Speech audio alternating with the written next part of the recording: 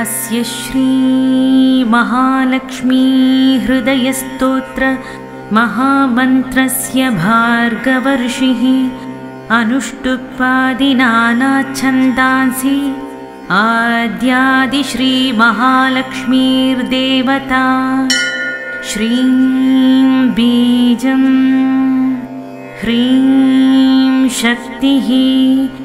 ऐं कीलकं श्री महालक्ष्मी प्रसादसिद्ध्यर्थे जपे विनियोगः। अथ न्यासः। ॐ भार्गवर्षये नमः शिरसि अनुष्टुप्पादिनानाच्छन्दोभ्यो नमः मुखे आद्यादिश्री महालक्ष्मी देवतायै नमः हृदये श्रीं बीजाय नमः गुह्ये ह्रीं शक्तये नमः पादयोः ऐं कीलकाय नमः सर्वाङ्गे करन्यासः। ॐ श्रीं अङ्गुष्ठाभ्यां नमः ॐ ह्रीं तर्जनीभ्यां नमः ॐ ऐं मध्यमाभ्यां नमः ॐ श्रीं अनामिकाभ्यां नमः ॐ ह्रीं कनिष्ठिकाभ्यां नमः ॐ ऐं करतलकरपृष्ठाभ्यां नमः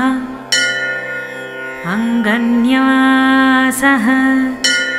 ॐ श्रीं हृदयाय नमः ॐ ह्रीं शिरसे स्वाहा ॐ ऐं शिखायै वषट् ॐ श्रीं कवचाय हुं ॐ ह्रीं नेत्रत्रयाय वौषट् ॐ ऐं अस्त्राय फट् भूर्भुवः सुवरोमिति दिग्बन्धः। अथ ध्यानम्।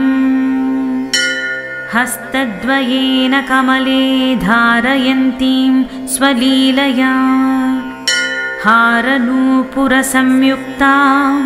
लक्ष्मीं देवीं विचिन्तये कौशेयपीतवसनामरविन्दनेत्रां पद्मद्वयाभयवरोद्यतपद्महस्ताम् उद्यच्छतार्कसदृशीं परमाङ्गसंस्थां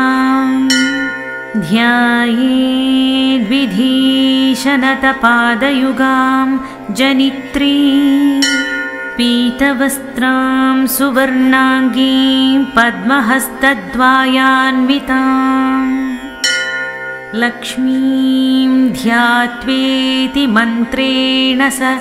भवेत् पृथिवीपतिः मातुलुङ्गं गदां खेटं पाणौ पात्रं च बिभ्रति नागं लिङ्गं च योनिं च बिभ्रतीं चैव मूर्धनी इति ध्यात्वा मानसोपचारैः सम्पूज्य शङ्खचक्रगदाहस्ते शुभ्रवर्णे सुवासिनी मम देहि वरं लक्ष्मीः सर्वसिद्धिप्रदायिनी इति सम्प्रार्थ्य ॐ श्रीं ह्रीं ऐं महालक्ष्मी कमलधारिण्यै सिंहवाहिन्यै स्वाहा इति मन्त्रं जप्त्वा पुनः पूर्ववधृदयादि षडङ्गन्यासं कृत्वा स्तोत्रं पठेत्। स्तोत्रं वन्दे लक्ष्मीं परमशिवमयीं शुद्धजाम्बूनदाभां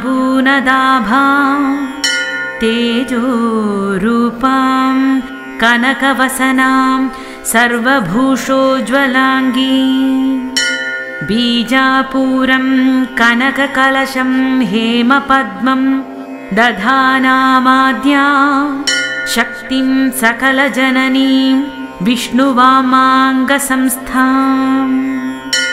श्रीमत्सौभाग्यजननीं स्तौमि लक्ष्मीं सनातनीं सर्वकामफलावाप्तिसाधनैकसुखावहां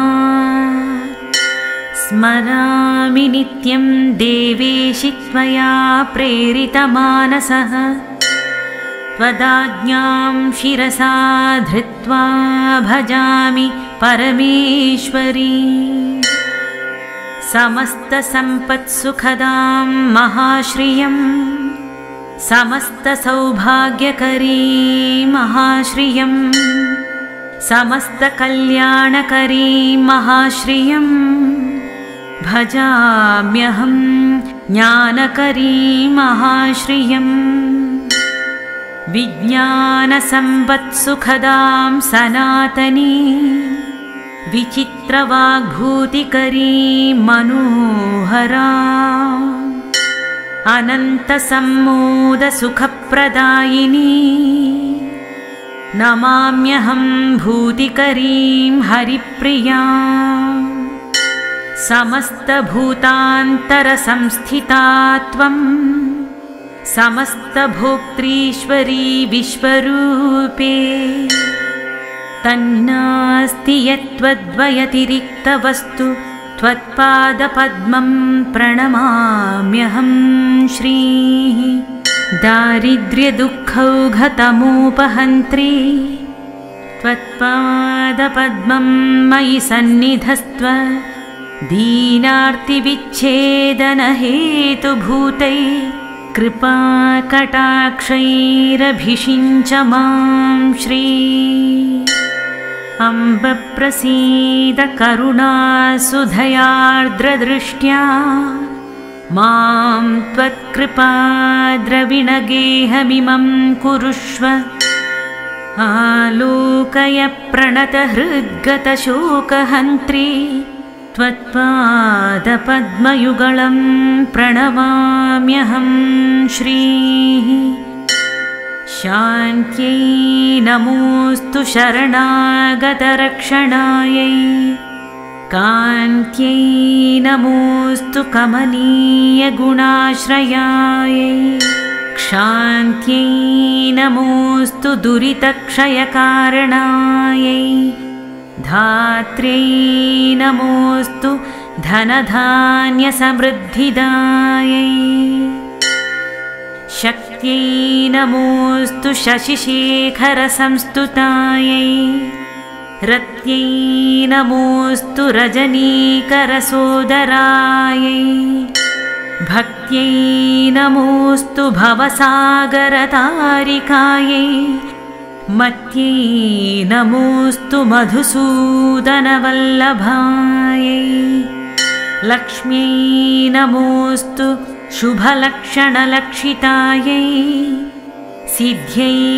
नमोऽस्तु शिवसिद्धिसुपूजितायै धृत्यै नमोऽस्त्वमितदुर्गातिभञ्जनायै गत्यै नमोऽस्तु वरसद्गतिदायिकायै देव्यै नमोऽस्तु दिवि देवगणार्चितायै भूत्यै नमोऽस्तु भुवनार्तिविनाशनायै धात्र्यै नमोऽस्तु धरणीधरवल्लभायै पुष्ट्यै नमोऽस्तु पुरुषोत्तमवल्लभायै सुतीव्रदारिद्र्यविदुःखहन्त्र्यै नमोऽस्तु ते सर्वभयापहन्त्र्यै श्रीविष्णुवक्षस्थलसंस्थितायै नमो नमः सर्वविभूतिदायै। जयतु जयतु लक्ष्मीर्लक्षणालङ्कृताङ्गी जयतु जयतु पद्मा पद्मसद्माभिवन्द्या जयतु जयतु विद्या विष्णुवामाङ्कसंस्था जयतु जयतु सम्यक् सर्वसम्पत्करी श्रीः जयतु जयतु देवी देवसङ्घाभिपूज्या जयतु जयतु भद्रा भार्गवी भाग्यरूपा जयतु जयतु रम्या रत्नगर्भान्तरस्था जयतु जयतु शुद्धा शुद्धजाम्बूनदाभा जयतु जयतु कान्ता कान्तिमद्भासिताङ्गी जयतु जयतु शान्ता शीघ्रमागच्छ सौम्ये यस्या कलाया कमलोद्भवाद्या रुद्राश्च शक्रप्रमुखाश्च देवाः जीवन्ति सर्वेऽपि सशक्तयस्ते प्रभुत्वमाप्ता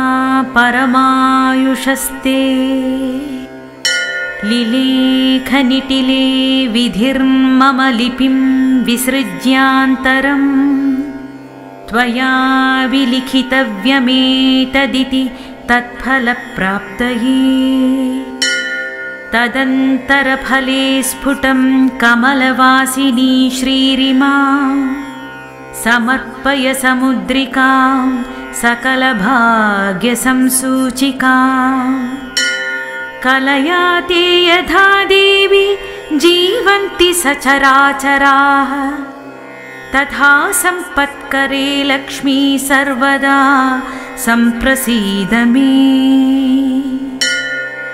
यथा विष्णुध्रुवे नित्यं स्वकलां संन्यवेशय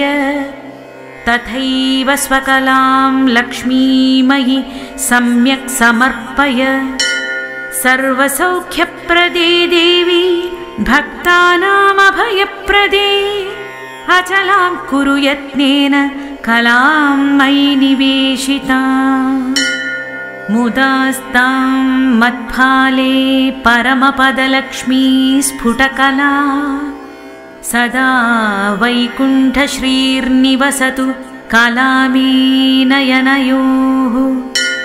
वसेत्सत्ये लोके मम वचसि लक्ष्मीर्वरकला श्रियश्वेतद्वीपे निवसतु कला मेस्तु करयोः तावन्नित्यं ममाङ्गेषु श्रीराब्धौ श्रीकला वसेत् सूर्यचन्द्रमसौ यावद्यावलक्ष्मीपति श्रिया सर्वमङ्गलसम्पूर्णा सर्वैश्वर्यसमन्विता आद्यादिश्रीर्महालक्ष्मी त्वत्कला मयि तिष्ठतु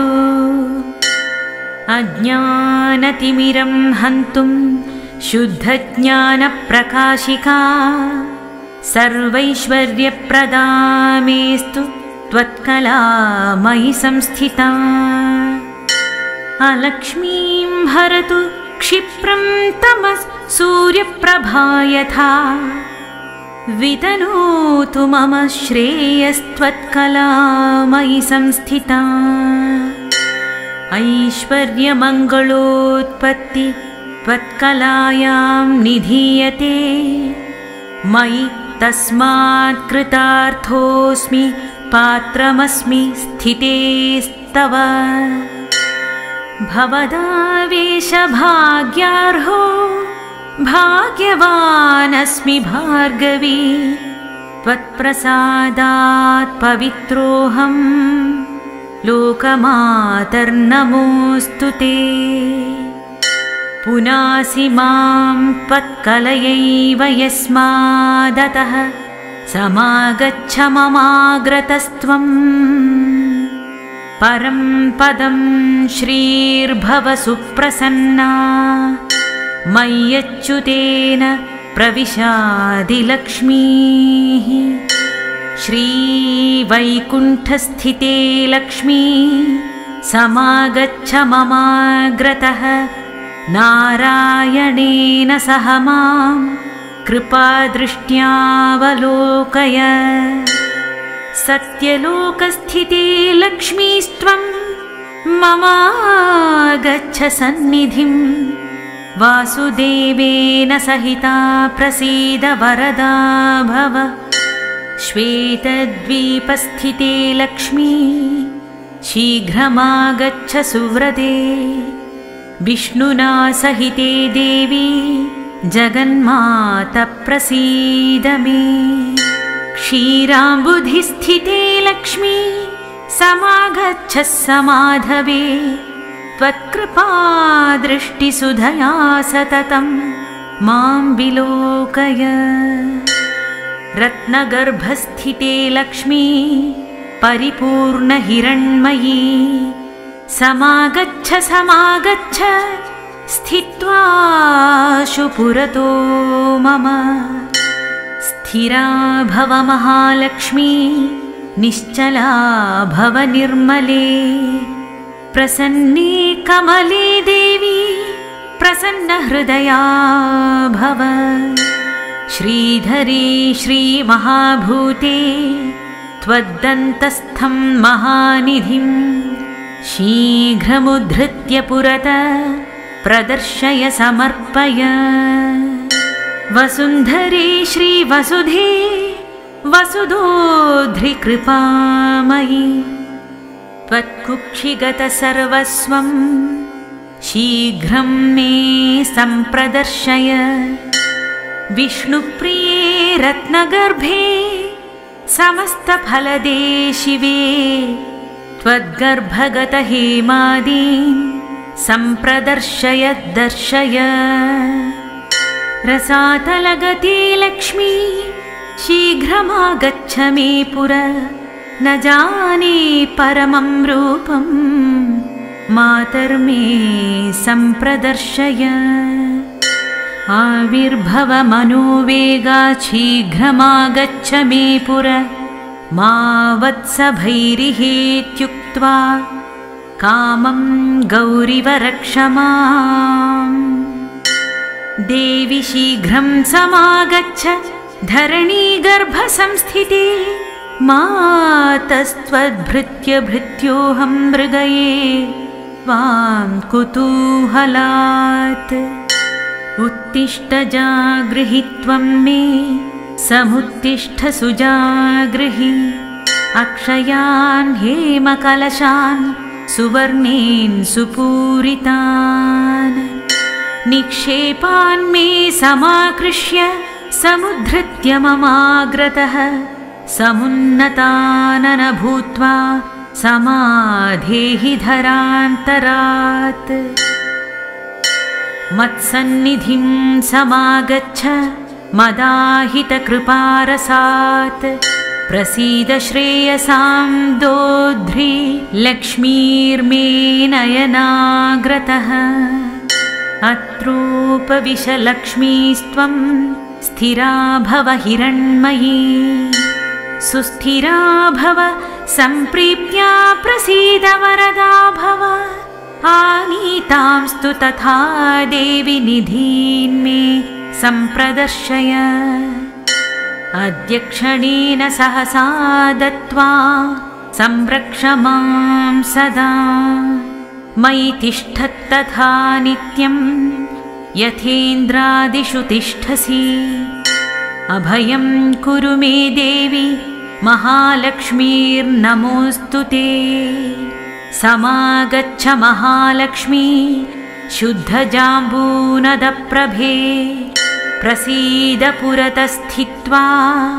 प्रणतं मां विलोकय लक्ष्मीर्भुवं गत भासि यत्र यत्र हिरण्मयी तत्र स्थिता त्वं मे तव रूपं प्रदर्शय। क्रीडन्ति बहुधा भूमौ परिपूर्णकृपामयि मम मूर्धनि ते हस्तमविलम्बितमर्पय।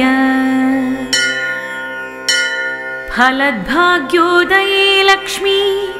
समस्तपुरवासिनी प्रसीद मे महालक्ष्मी परिपूर्णमनोरथे। अयोध्यादिषु सर्वेषु नगरेषु समास्थिते वैभवैर्विविधैर्युक्तैः समागच्छ मुदान्विते। समागच्छ ममाग्रे भव सुस्थिरा करुणारसनिष्यन्दनेत्रद्वयविलासिनी।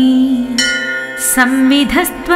महालक्ष्मीस्त्वत्पाणिं मम मस्तके करुणासुधया मां त्वमभिषिञ्च स्थिरं कुरु। सर्वराजगृहे लक्ष्मी समागच्छ बलान्विते स्थित्वाशु पुरतो मेद्य प्रसादेनाभयं कुरु। सादरं मस्तके हस्तं मम त्वं कृपयार्पय। सर्वराजगृहे लक्ष्मीस्त्वत्कलामयी तिष्ठतु। आद्यादिश्रीर्महालक्ष्मीर्विष्णुवामाङ्कस्थिते प्रत्यक्षं कुरु मे रूपं रक्ष मां शरणागतम्। प्रसीद मे महालक्ष्मी सुप्रसीद महाशिवे अचला भव सम्प्रीत्या सुस्थिरा भव मद्गृहे। यावत्तिष्ठन्ति वेदाश्च यावच्चन्द्रदिवाकरौ यावद्विष्णुश्च यावत्त्वं तावत् कुरु कृपां मयि। चान्द्रिकला यथा शुक्ले वर्धते सा दिने दिने तथा दया ते मय्येव वर्धतामभिवर्धताम्। यथा वैकुण्ठनगरे यथा वै क्षीरसागरे तथा मद्भवने तिष्ठ स्थिरं श्रीविष्णुना सह। योगिनां हृदये नित्यं यथा तिष्ठसि विष्णुना तथा मद्भवने तिष्ठ स्थिरं श्रीविष्णुना सह। नारायणस्य हृदये भवति यथास्ते नारायणोऽपि तव हृत्कमले यथास्ते। नारायणस्त्वमपि नित्यमुभौ तथैव तौ तिष्ठतां हृदि ममापि दयान्वितौ श्रीः। विज्ञानवृद्धिं हृदये कुरु श्रीः सौभाग्यवृद्धिं कुरु मे गृहे श्रीः। दयासुवृद्धिं कुरुतां मयि श्रीः सुवर्णवृद्धिं कुरु मे गृहे श्रीः।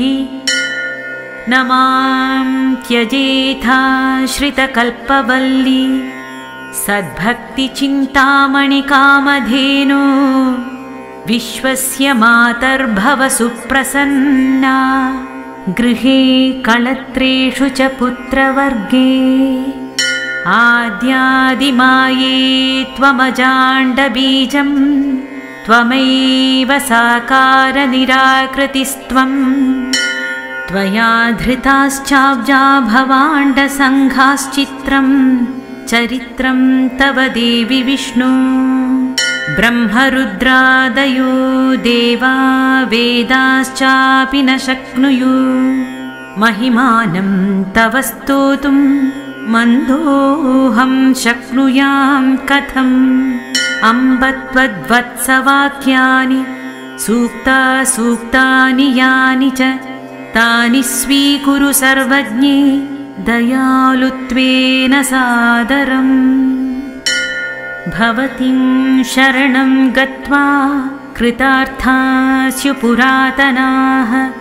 इति सञ्चिन्त्य मनसा त्वामहं शरणं व्रजे अनन्ता नित्यसुखिनस्त्वद्भक्तास्त्वत्परायणाः इति वेदप्रमाणाद्धिदेवी त्वां शरणं व्रजे तव प्रतिज्ञा मद्भक्ता न नश्यन्तीत्यपि क्वचित् इति सञ्चिन्त्य प्राणान् सन्धारयाम्यहम् त्वदधीनस्त्वहं मातस्त्वत्कृपा मयि विद्यते यावत् सम्पूर्णकामस्यां तावद्येहि दयानिधे क्षणमात्रं न शक्नोमि जीवितुं त्वत्कृपां विना न जीवन्तीह जलजाजलं त्यक्त्वा जलग्रहाः यथा हि पुत्रवात्सल्या जननी प्रस्नुतस्तनी वत्सं त्वरितमागत्य सम्प्रीणयति वत्सला यदि स्यां तव पुत्रोऽहं माता त्वं यदि मामकी दयापयोधर स्तन्यसुधाभिरभिषिञ्च माम् मृग्यो न गुणलेशोऽपि मयि दोषैकमन्दिरे पांसूनां वृष्टिबिन्दूनां दोषाणां च न मे मतिः पापीनामहमेवाग्र्यो दयालूनां त्वमग्रणीः दयनीयो मदन्योऽस्ति तव कोत्र जगत्त्रये विधिनाहं न सृष्टश्चेन स्यात्तव दयालुता आमयो वा न सृष्टश्चेदौषधस्य वृथोदय कृपामदग्रजा किं ते अहं किं मा तदग्रजः विचार्य देहि मे वित्तं तव देवि दयानिधे माता पिता त्वं गुरु सद्गति श्रीस्त्वमेव सज्जीवनहेतुभूता अन्यं न मन्ये जगदेकनाथे त्वमेव सर्वं मम देवि सत्ये आद्यादिलक्ष्मीर्भव सुप्रसन्ना विशुद्धविज्ञानसुखैकदोद्ध्री अज्ञानहन्त्री त्रिगुणातिरिक्ता प्रज्ञाननेत्री भव सुप्रसन्ना अशेषवाग्जाड्यामलापहन्त्री नवं नवं स्पष्ट सुवाक्प्रदायिनी ममेह जिह्वाग्र सुरङ्गनर्तिनी भव प्रसन्ना वदने च मे श्रीः समस्तसम्पस्तु विराजमाना समस्ततेजश्चय भासमाना विष्णुप्रिये त्वं भवदीप्यमाना वाग्देवता मे नयने प्रसन्ना सर्वप्रदर्शी सकलार्थदे त्वं प्रभासुलावण्यादया प्रदोग्ध्री सुवर्णदे त्वं सुमुखी भव श्रीर्हिरण्मयी मे नयने प्रसन्ना सर्वार्थदा सर्वजगत्प्रसूती सर्वेश्वरी सर्वभयापहन्त्री सर्वोन्नता त्वं सुमुखी भव श्रीहिरण्मयी मे नयने प्रसन्ना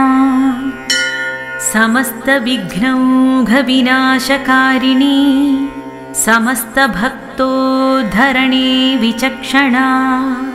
अनन्तसौभाग्यसुखप्रदायिनी हिरण्मयी मे नयने प्रसन्ना देवी प्रसीद दयनीयतमाय मह्यं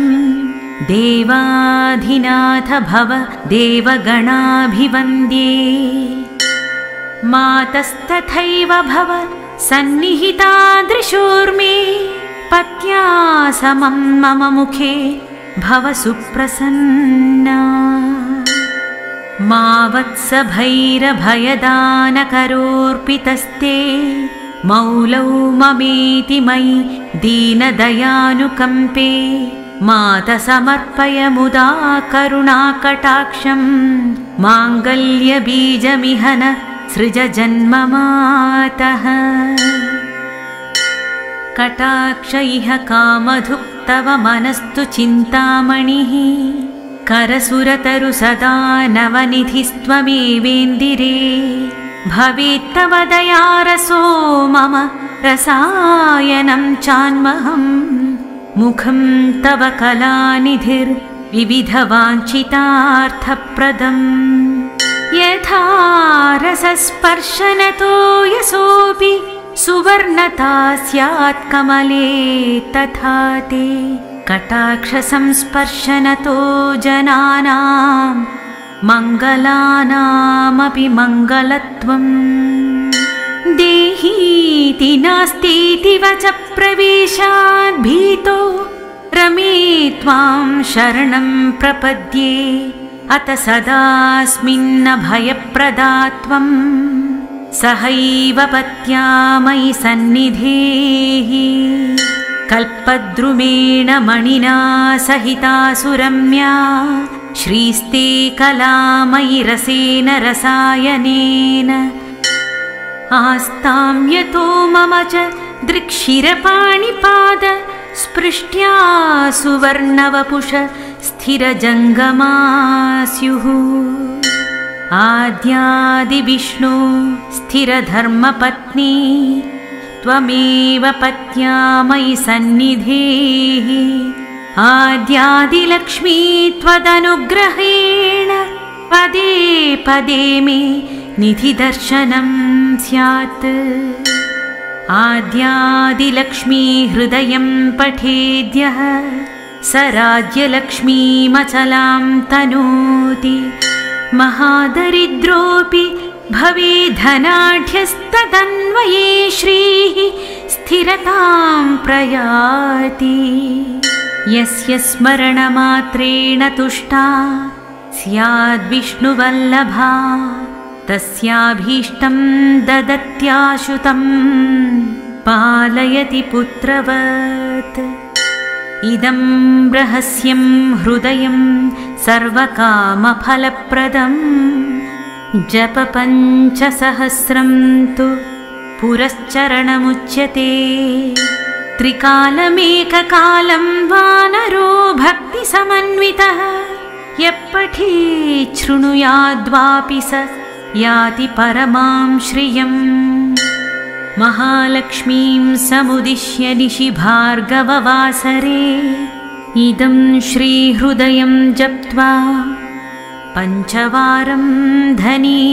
भवेत् अनेन हृदयेनान्नं गर्भिण्याभिमन्त्रितं ददाति तत्कुले पुत्रो जायते श्रीपति स्वयं नरेणाप्यथवा नार्या लक्ष्मीहृदयमन्त्रिते जले पीते च तद्वंशे मन्दभाग्यो न जायते य अश्विनी मासि च शुक्लपक्षे रमोत्सवे सन्निहिते च भक्त्या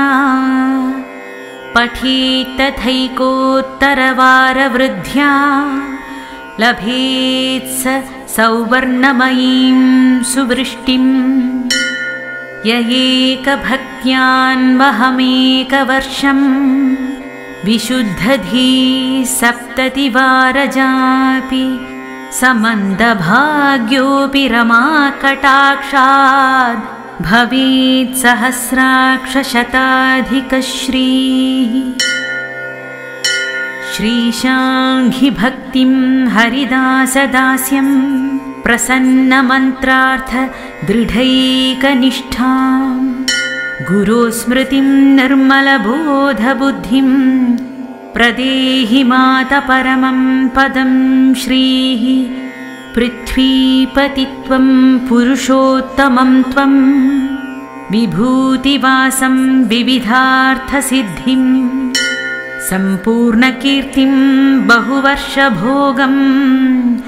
प्रदेहि मे देवि पुनः पुनस्त्वं वादार्थसिद्धिं बहुलोकवश्यं वयस्थिरत्वं ललनासुभोगं पौत्रादिलब्धिं सकलार्थसिद्धिं प्रदेहि मे भार्गवि जन्म जन्मनि सुवर्णवृद्धिं कुरु मे गृहे श्रीः सुधान्यवृद्धिं कुरु मे गृहे श्रीः कल्याणवृद्धिं कुरु मे गृहे श्रीः विभूतिवृद्धिं कुरु मे गृहे श्रीः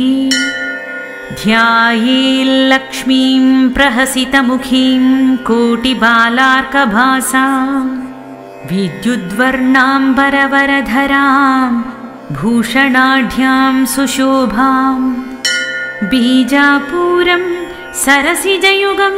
बिभ्रतीं स्वर्णपात्रं भर्त्रायुक्तां मुहुरभयदां मह्यमप्यच्युतश्रीः गुह्यातिगुह्यगोप्त्रीत्वं गृहाणास्मत्कृतं जपं सिद्धिर्भवतु मे देवि त्वत्प्रसादान्मयि स्थिता इति श्री अथर्वणरहस्ये श्रीलक्ष्मीहृदयस्तोत्रम् सम्पूर्णम्।